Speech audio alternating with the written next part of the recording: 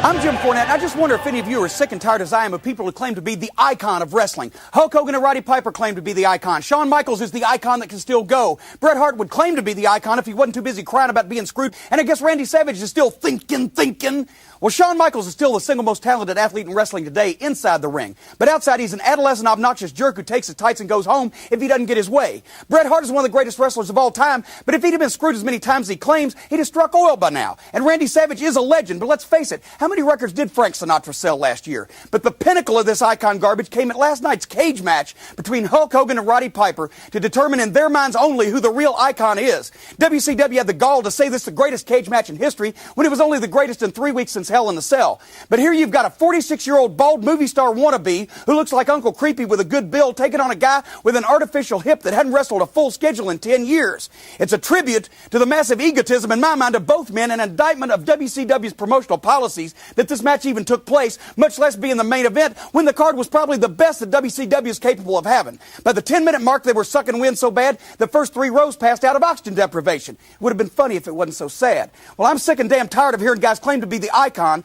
especially when it usually comes from guys who just didn't know when to quit. Roddy Piper was my idol when I was a teenager, but that was 20 years ago. Hulk Hogan during his best years was 50% media creation, and those are long gone. This match was a slap in the face to every wrestler that takes pride in his profession. And in my mind, no one man is bigger than this sport. But if there is an icon, it would be a man who has great ability inside the ring and professionalism and maturity outside of it. Let's leave all the petty backstabbing I make more money than you BS with the hat check girl and concentrate on talent and attitude. The Undertaker, Ric Flair, and Steve Austin have never claimed to be icons, which means they're big candidates to be just that. And on a personal note to Hulk Hogan, you are a household word, but so is garbage, and it stinks when it gets old too. I'm Jim Cornette, and that's my opinion.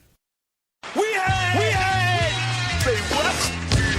A whole lot of superstars on this stage here tonight. But I want y'all to know one thing.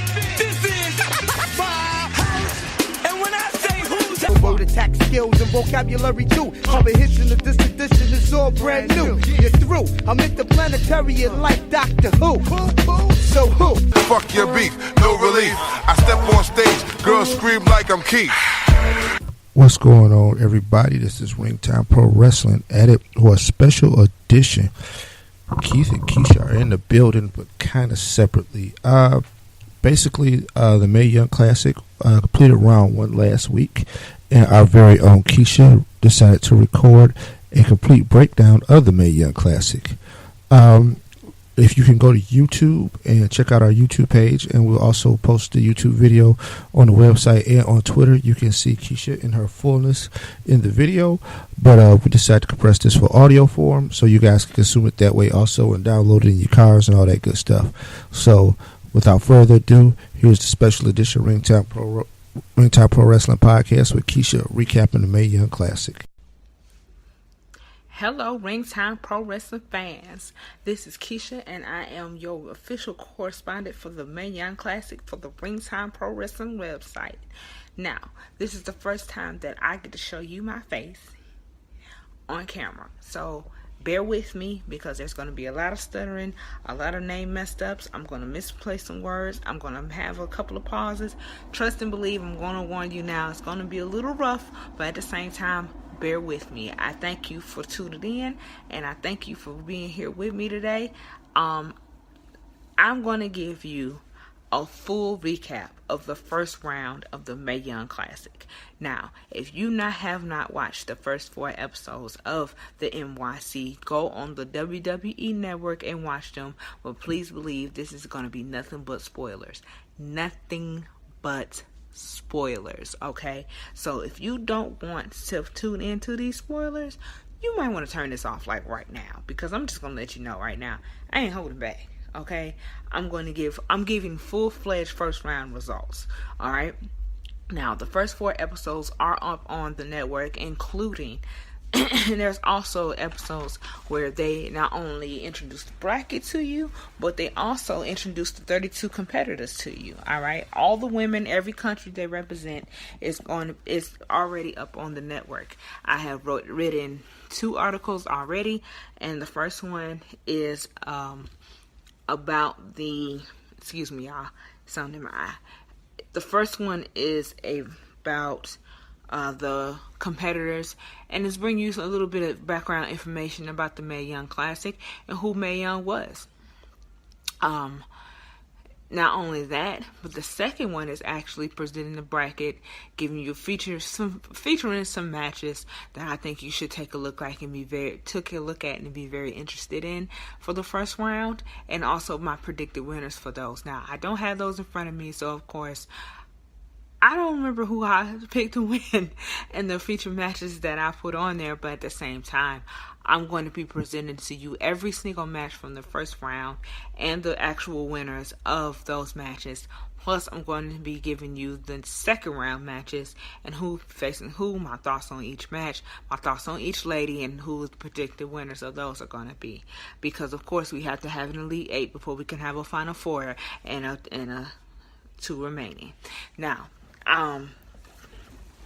the finale for the Mae Young Classic, the actual final match, will be on September 12th, and it will be actually happening in Las Vegas as opposed to Full Sail University. But the rest of the tournament is happening at Full Sail University.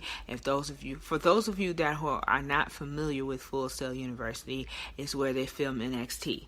So, and it's also located on Atlanta, where the Performance Center is also located. Now, the interesting thing about a lot of these, I wouldn't say a lot, I see some of these ladies that are participating in the tournament is that they're already signed to the Performance Center, but you can expect for there to be more to be signed as time goes on. Now, this tournament not only gives these ladies a platform to showcase themselves, but it also gives them a chance to present themselves so that they can have a foot in the door at the Performance Center in NXT and possibly onto the main roster in the WWE. So trust and believe, just like with the Cruiserweight Classic and the New United Kingdom Tournament, we are going to see more of these ladies later. Some of them you already see on a regular basis. So bear with me as we go through this tournament and as we go through this thing. Now, the crazy part about it is I've seen a couple of these ladies actually qualify on NXT, so I was able to get to see their matches. And there's also one woman in particular that I was able to see debut last week on NXT before I got to see her on the Mae Young Classic. So let's begin.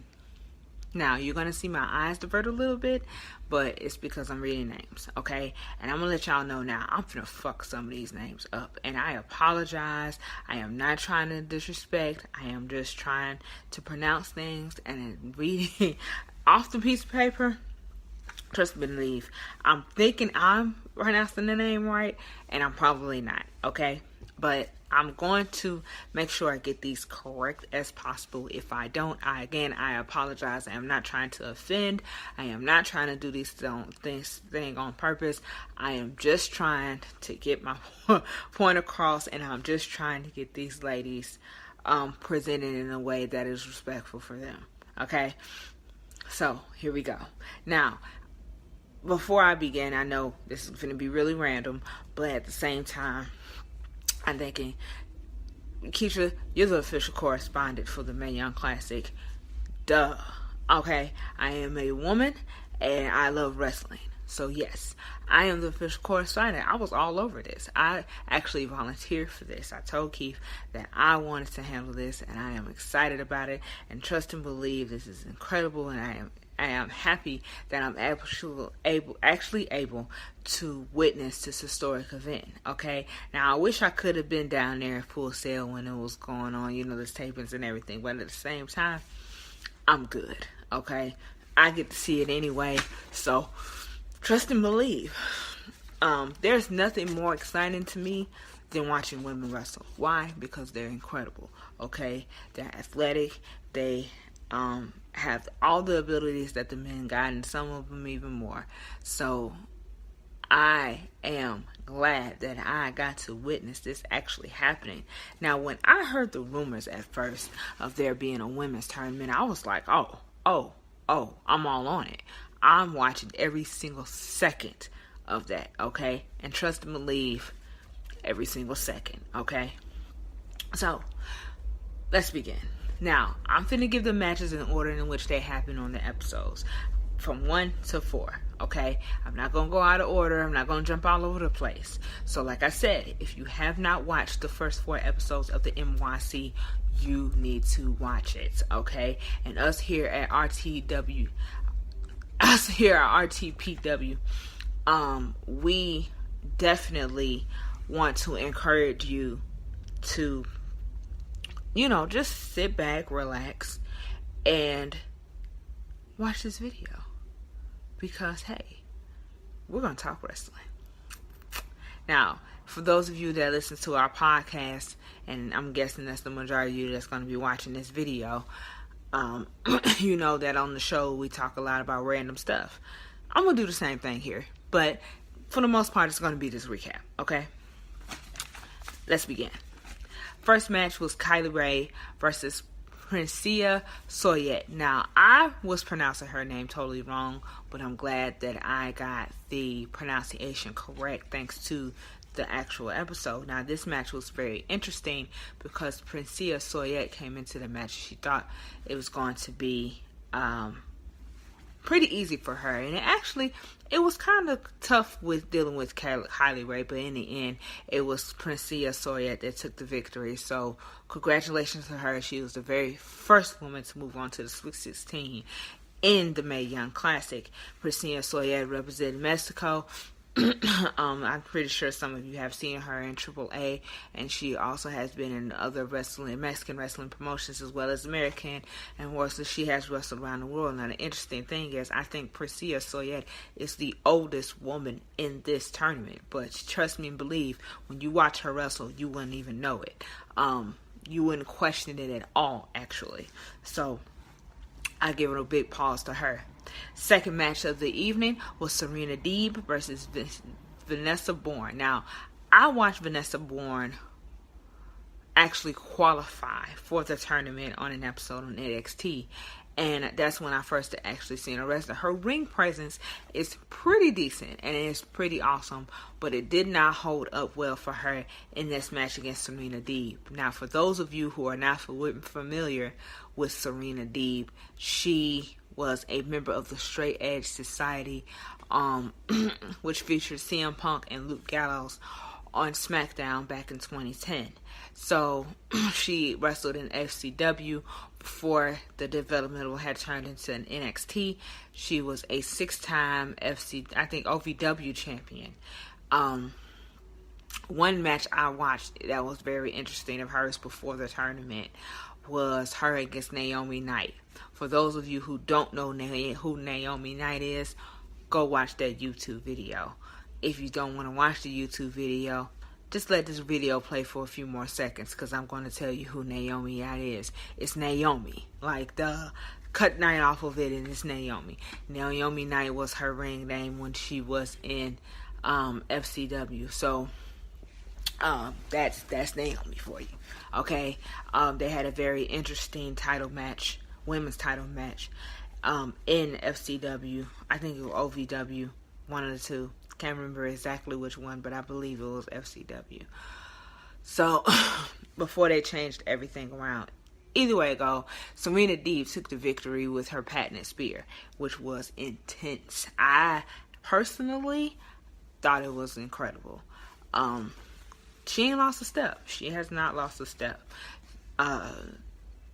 Next match, Shayna Baszler versus Zeta. Now, here's the thing about this match, right? People thought that, Zeta, she's been trained in MMA and, wrestling and judo and, all this kind of stuff, right? She's tough. Now, I give it to Zeta. She is tough. She's really tough. I wouldn't mess with her, personally. You know what I'm saying? Having the upper hand, haven't had been trained in these things, not so much. Shayna Baszler is a former UFC fighter. She is a member of the UFC's 4 Horsewomen. She had transitioned into wrestling a few years ago, and she does an incredible job at wrestling. She is awesome in that ring. This match was nothing short of amazing. Okay? Nothing short of amazing. Now, I'm going to back up because there was something a little bit that I forgot to mention, okay? And I should have mentioned this in the beginning, but you know, Keshia's a little absent-minded sometimes, so bear with me, okay? Our commentators for the NYC is none other than Hall of Famers Jim Ross and Lita. Now, the interesting thing about Lita commentating is that we don't hear her much in the commentating booth, okay? But Jim Ross, of course, he lives for this stuff. So, it's an interesting combination, but you can feel where there's a little bit that lacks, but at the same time, Lita holds on. So, I give it to her and everything. But I'm going to get back to Shayna Baszler and Zeta, because this is the interesting thing about this match is they both have similar backgrounds and things, but at the same time, very different. So, it was a great combination to bring together, but in the end, it was Shayna Baszler that hit the submission on Zeta that looked like it could break your neck. Like, it was rough. It was rough. Zeta tapped immediately. Okay? Immediately. But it was awesome. Okay? It was awesome. Of course, Shayna got to celebrate with her other Fourth Horsewomen members, which just happened to include Ronda Rousey and Maria Shriver. Now, those of you that don't know who Maria Shriver is, go look up Roderick Strong. Matter of fact, don't even look up Roderick Strong. Forget Roderick Strong. Just look up her name, okay? You get to see her own accomplishments. I don't know why I'm attaching men to this tournament, but at the same time, it's wrestling. So, of course, I'm going to attach the wrestlers to the ones that they're with, because that's what I do. Alright? Now, that wasn't even the main event of that evening. The main event of that evening was Abby Leith versus Jazzy Gabert. Now, Jazzy Gabert is from Germany. She's German. She's tall. She's strong. She's muscular. She's athletic. She look like she can probably bench press all of us, okay? Abby Leith is a little bit more on the friendly,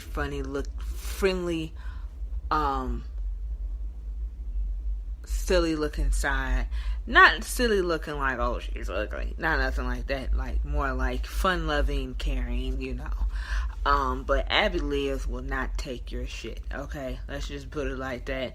She was not putting up with it. And the beginning of the match started a little funny because at the point where they were needed to shake hands, it got a little bit confrontational.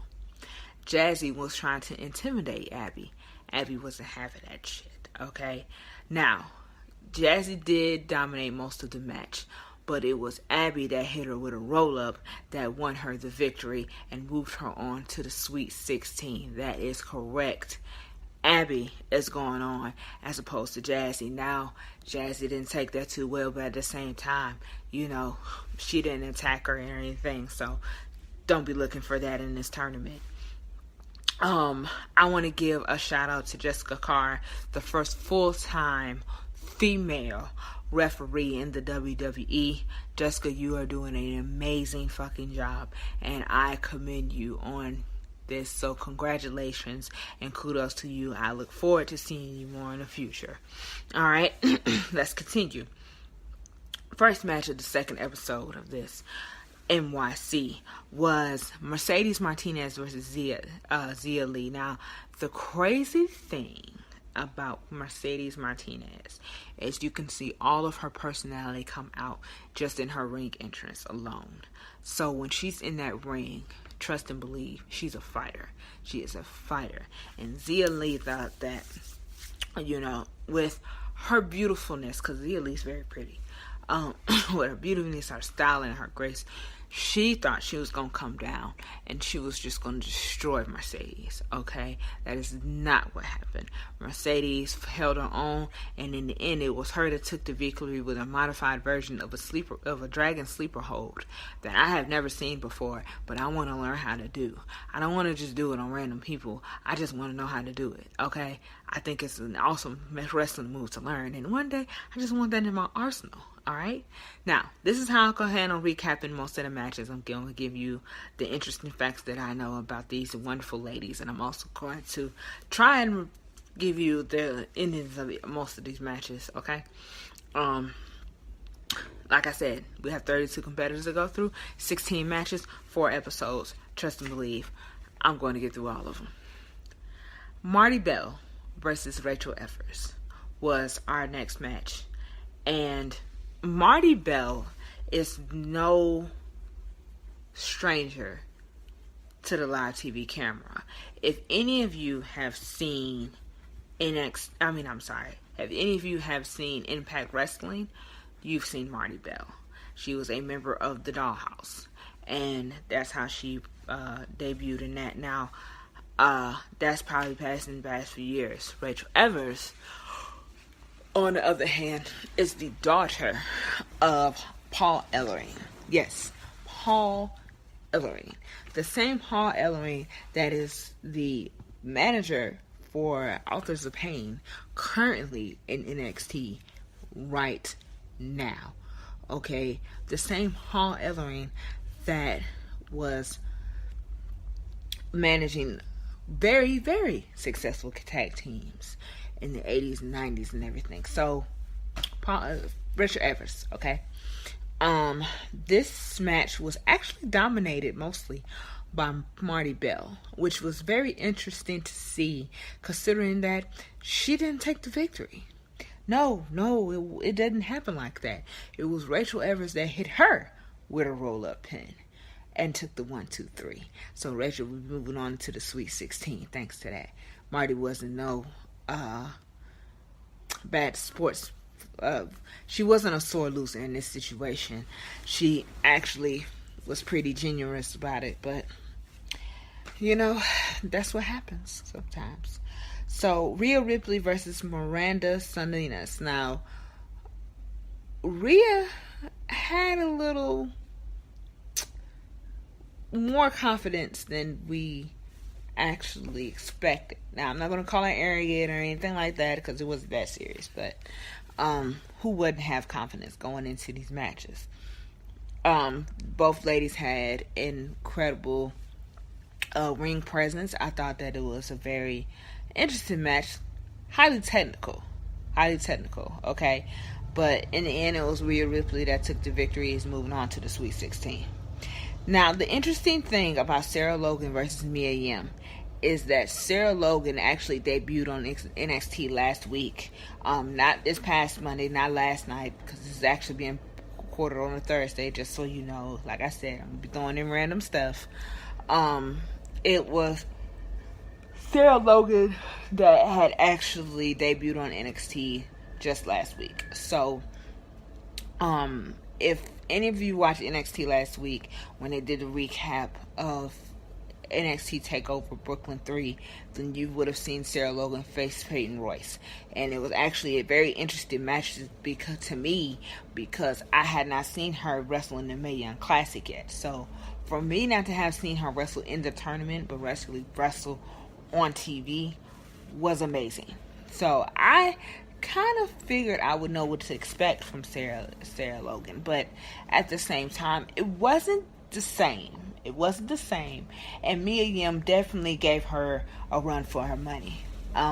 Much so, in fact, that she actually defeated Sarah Logan in order to take the next spot in the tournament. Now, Mia has her ups and downs. She has had her ups and downs in the past, and her history is very heartbreaking, but at the same time, more of a confidence booster. I feel like Mia has overcame a lot, and I feel like she definitely deserves this spot in the tournament. I think she worked her ass off to not only overcome the things that she has gone through in her life, but at the same time become a role model for the women that are around her and the women that are the future of this business and the world. So, Mia, you get my standing ovation, okay? I just can't do it right now because I'm holding the camera, and trust and believe, it's going to be a little hard trying to clap with you having something in your hand, okay? Yeah, it's like that. I digress. Then we get to the next episode of the NYC, and this is the next 4 sets of matches. Aisha Raymond versus Toni Storm. Now, the thing that got me was the difference in height. Aisha Raymond is 6 feet. Toni Storm, 5'5". So, of course, it's not uncommon to see this much difference in height in a wrestling ring, but at the same time, Aisha really thought that Toni was going to be thoroughly intimidated by her presence. Toni was not. Toni was tough. Toni came in there with her head on straight. Toni, at 22 years of age, was, 21 at this point. She will be 22, but we'll talk about that later. Anyway, she came in with her head screwed on straight. She was ready. I feel like she was ready. She was ready to get this thing done. She was ready. She proved it in the match. Now, Aisha definitely had her times of dominating this matchup, but Toni was the one that pulled away the victory. So, congratulations, Toni. Dakota Kai versus Kavita Devi. Now, Kavita Devi is a very interesting story. Kavita Devi is the first woman from India to wrestle, and she's the only woman from India to wrestle in the Mae Young Classic, and she's the first woman from India to wrestle in the WWE. Excuse me. She was trained by the great Khali.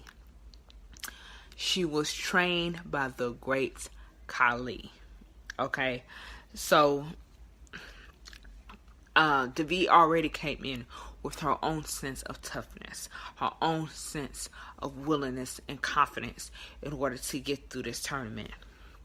Dakota Kai to me has a Bayley feel, and what I mean by that is she's sweet and she's nice and she's soft and she's awesome. But when it comes to the ring, this is where they differ, because Bayley's one cuddly, friendly, joyful attitude spills off into the ring as well. Dakota Kai, she's like Jekyll and Hyde almost. When she comes into the ring, she's all business. She's ready. Match starts. It hits off on a good note. Devi actually was dominating at one point. There was times where the ladies kind of evenly switched off, but it was Dakota Kai in the end that took the victory. Now, of course, you notice that in some of these matches, I'm not giving finishers. And it's because, like I said, I was just going to run through a few of them. It wasn't going to be every match in instant death, but I was going to give you as many interesting facts about each woman as I possibly can. Bianca Belair versus Sage Beckett. Now, Sage actually believed, in my mind, this is my own personal opinion, that her size and her strengths were going to overcome Bianca Belair. But what she don't know is that Bianca Belair is like a career athlete, and that Bianca Belair can deadlift 400 pounds. So, plus she's fast. Quickness is her strong points, along with her strength. So, and not only that, but that amazingly long ponytail. You gotta watch out for the braid. Man. Sage Beckett actually was very dominant in this matchup. As you can see, I'm using the word dominant a lot because there were more than a few matches in this tournament where someone completely had full control over the match for more than just a little bit. But at times, that same person that had control over the match was not the same person that actually won the match. So they were great at fighting the battle, but they lost the war, if that's how you want to go about it. Bianca Belair was actually the winner in this matchup. She ended up hitting Sage with that braid of hers and hitting her with the spear. Now, the thing about Bianca's spear is it doesn't take as much exhaustion. She doesn't have to push herself forward as far, but she hits twice as hard when it comes. So it's a short distance, but at the same time, it is all. I mean, she gives her everything behind that. So Bianca Belair was actually somebody that I actually saw winning that match. Yeah, smells nice. Okay, so Piper Niven versus Santana Garrett was the main event of that actual episode, and I was thoroughly impressed by Piper Niven. And it wasn't because, no, her size, and no, it was because I didn't think she could move. It was because I have never seen her wrestle before. So it was another beautiful creation of God in the ring. Santana Garrett, I can't take away from her. She definitely gave her everything into this match. Piper Niven just showed to be too much for her. So she gets to move on to the Sweet 16 as well. Piper, you're every level of awesome. And that ring gear is the shit. Okay. We get to our final four ladies. And our final four ladies get to fight twice as hard because it's the final four spots. And only 4 women get one of them. Get each of them. Renee Michelle versus Candice LeRae. Now, Candice LeRae wanted to separate herself from her wrestling husband because she didn't want it to seem as if he was the reason why, 1, she got into wrestling, and 2, she's as good as she is. And she definitely has a great array of talents when it comes to the wrestling ring. If you don't know who her husband is, Candice LeRae is married to the Johnny Wrestling, Johnny Gargano, which I think is fucking awesome and absolutely amazing for his sake, because Johnny picked the right person. Okay, yeah, I'm talking from the woman's perspective, not the man's, because hey, this is the Mae Young Classic. Not only that, but hello, woman here. Anyway, Renee Michelle, I really wasn't too fond of Renee Michelle. I don't know what it is. It was something about her presence that just kind of rubbed me the wrong way. But at the same time, she did take good control of the matchup against Candice LeRae. And I thought she was going to win it this much. But it was actually Candice that won in the end, and yeah, I kind of agree with that. So, Tanera Canty versus Lacey Evans. Now, if you were watching NXT at the same time in which Big E and Seth Rollins and a few others were there, then you saw Lacey Evans.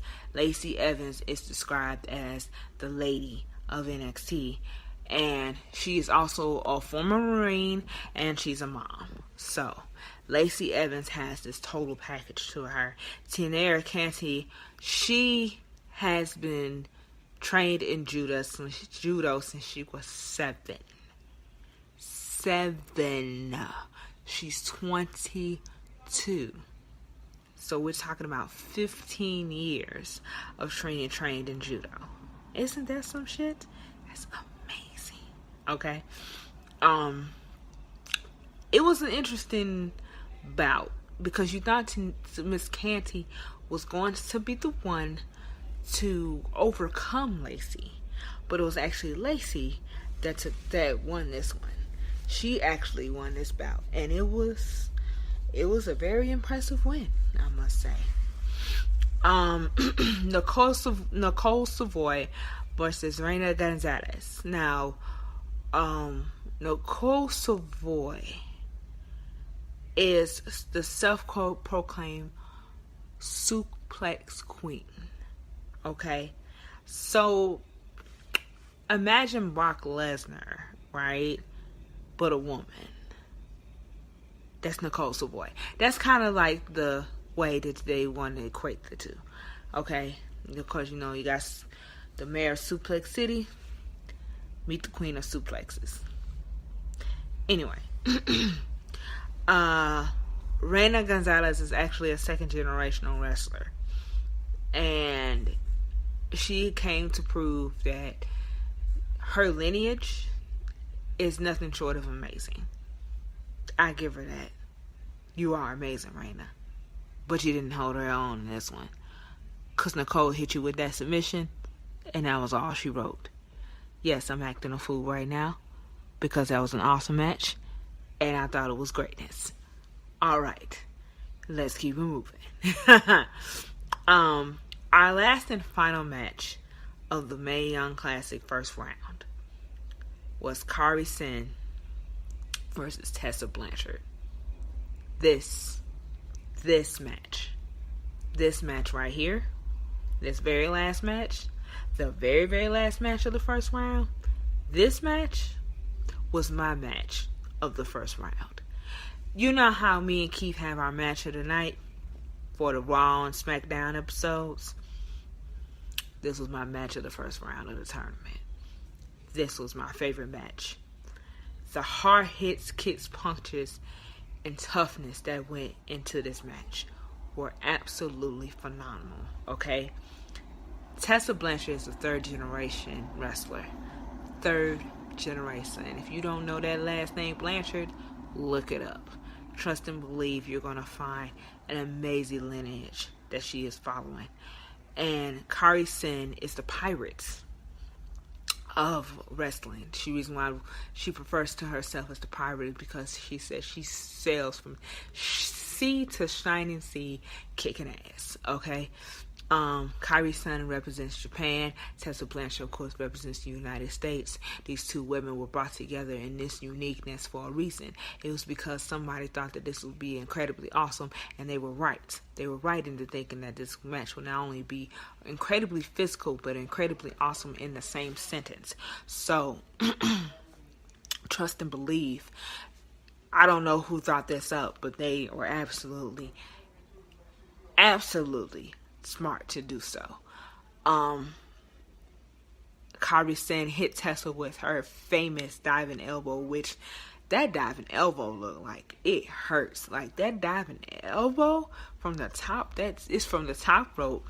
And when I tell you there's elevation that is added to jumping off of that rope, but everything is brought down, the angle in which she brings down her elbow looks like it will drive it right through your chest, literally. Okay, Kari Sen is the winner of that match. She goes on. She's the last and final person to go on into the Sweet 16 of the Mae Young Classic. So, ladies and gentlemen, I have gone through all 16 matches of the first round, which means that I have presented to you all 32 competitors that were in this tournament.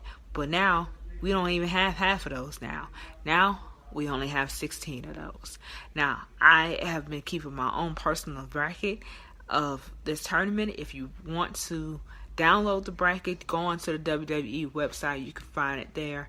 I have been keeping my own personal bracket so that I can keep up with who is beating who and who's moving on and where everyone is in this tournament. So, please believe, if you want to follow me, that's what you need to do.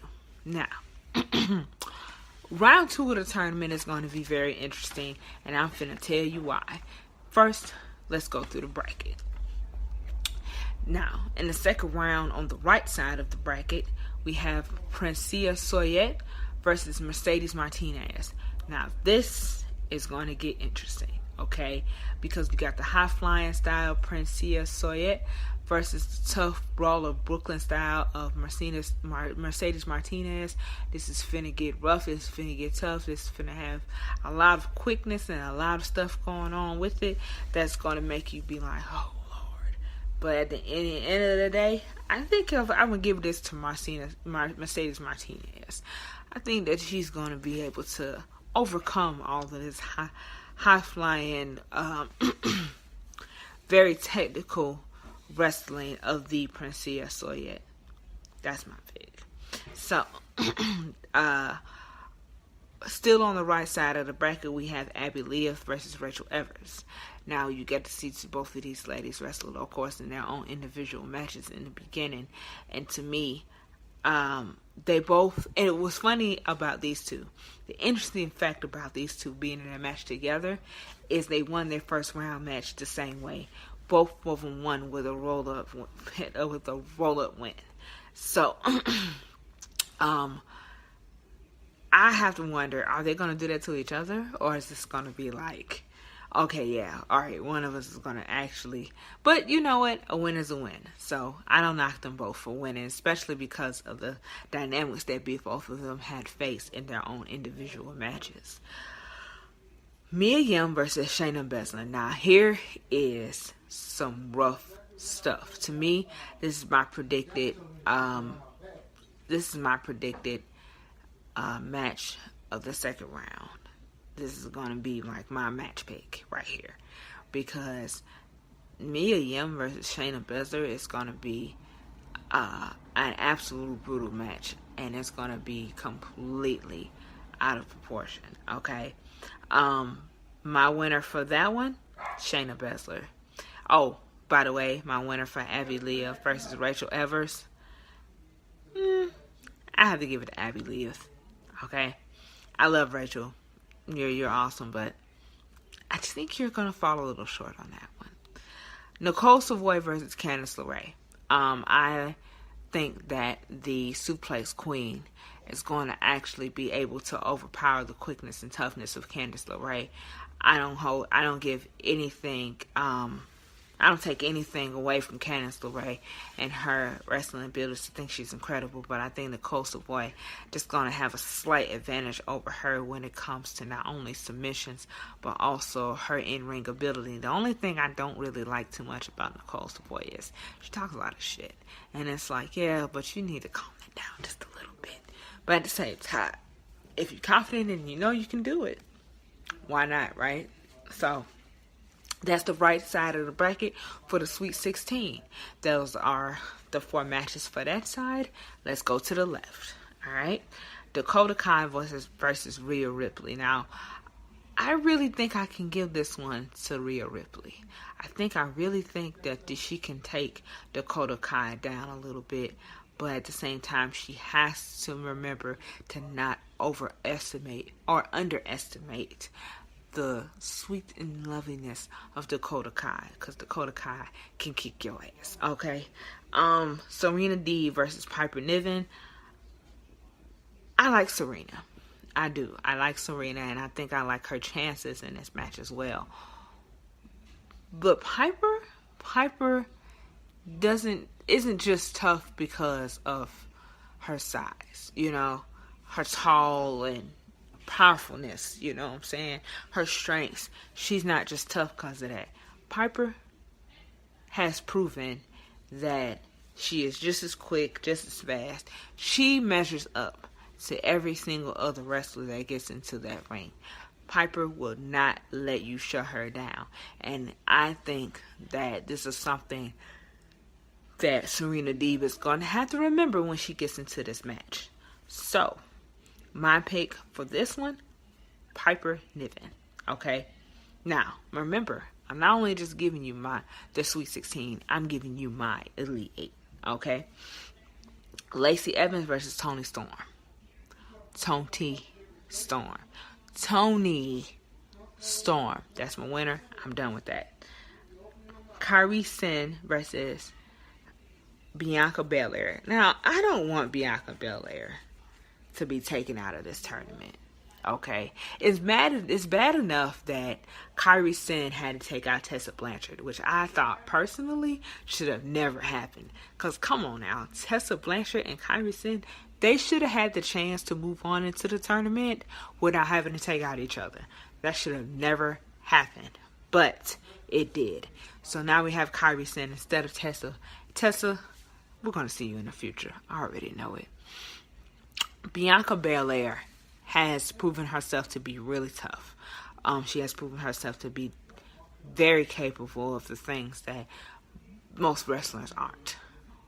But Kairi has an experience advantage on her. And I think that Kyrie is definitely going to be able to exhibit that in this match against Bianca Belair, but it won't be a quick one. Of course, there's going to be some fight back, and there's definitely going to be some back and forth between the two, but in the end, Kyrie Sane is going to hit her with that devastating diving elbow, and the Pirate of the Seas is definitely going to take this into her own hands. Ladies and gentlemen, that's my Elite 8 from the Sweet 16. Those are your Sweet 16 matches on both sides of the bracket. That is my Elite 8 predictions. And I'm telling you right now, this whole entire tournament has been absolutely incredible, and I have enjoyed watching every single second of it.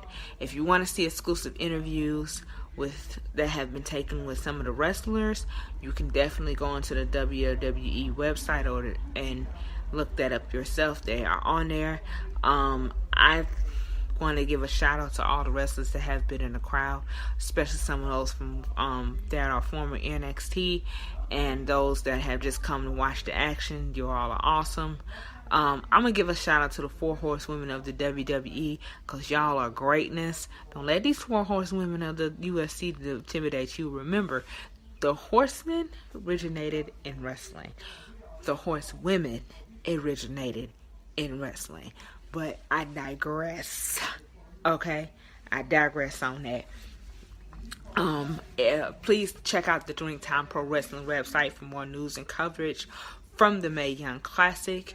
I will be posting more things as they come. I'm definitely going to be posting on a recap of the next episodes that are to premiere on the network. Keep looking out for that. I will be posting when those premiere as well. And I will give you some blow by blow of not only the second round of the match, but the third, which will be the Elite 8 and the Final 4. So, well, no, let me repeat that. I'm going to give you blow by blow of the Sweet 16, the Elite 8, and the Final 4. And then once we actually have the finalized tournament, I'm going to be with you also during that as well. So please look out for any more news from me, any more exciting news, any more breaking news, anything that has to do with this classic will come from me, and it will be up on the website. Please look at my beautiful curly hair. Take a look. Isn't that pretty? Okay, let me stop. If you have any questions for me, if you have any comments, concerns, reactions, anything really, you can hit me up in a few places. My Facebook name is Keshia, Keshia Nicole. My Twitter name is Really No Keish. That's capital R, Really No, capital N, Keish, Kesh. Really No Keish. That's all together. My Instagram name is yes Keish _ that's right. And you can also find me on Tumblr. Now, I don't remember my Tumblr name at this point, but you can find me on there as well. You should be able to look under my real name and find me. Let's see. You can find me on the Ringtime Pro Wrestling website. Please listen to the podcast. It will be out at the end of this week, and we are excited to bring that to you as well. You guys have a wonderful night. Y'all have a wonderful day. You have a wonderful evening whenever you are watching this. Oh, before I leave, 2 things that I want to bring to everybody's attention. My brother is awesome as hell, and I want to give a shout out to him. So, hey Keith. You can find Keith at Holt, Holt Jr. on Twitter, and you can also find him on Instagram at Ringtime CEO. You can find our podcast on Twitter as well on Ringtime Podcast, and you can find us on Stitcher, YouTube, iTunes, Podomatic, and Blog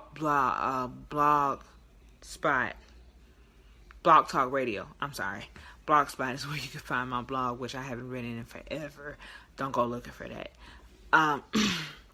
But yeah, all our outlets are presented to us. If you want to DM, if you want to hit us up on anything, just feel free. Oh, please go like our Facebook page at Ringtime Pro Wrestling. It is all separate words. And we will appreciate the support and the love from all y'all. And you get to see my face when I say that, so you know that I'm sincere. And at this point, I'm out. So listen to the show at the end of the week where you get a recap of wrestling of this week, because we give you a recap of Raw, SmackDown, NXT, and 12-5 Live, plus some other wrestling news and birthdays that we definitely want to mention. And y'all have a great day. Bye.